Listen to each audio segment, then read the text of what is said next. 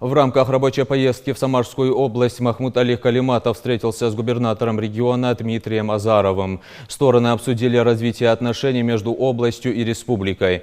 Глава Ингушетии поблагодарил за теплый прием на Самарской земле и отметил, что она для него второй дом. Напомню, Махмуд Али Калиматов долгое время проработал в 63-м регионе на разных должностях: прокурора Самары, первого заместителя прокурора Самарской области, руководителя управления регионального Росприроднадзора. Я рад поприветствовать вас в Самаре. Я с огромным уважением отношусь к нашей совместной работе, к тому, что вы сейчас делаете. Хочу сказать, что многие люди благодарны вам, помнят о вашей работе в регионе, обратился Дмитрий Азаров к главе Ингушетии. Отдельно стороны обсудили вопросы национальной политики, проводимой в субъектах, а также обменялись опытом организации крупнейших межнациональных и межрегиональных мероприятий на примере семинара, который сегодня в Самарской области проводит Федеральное агентство по делам национальностей.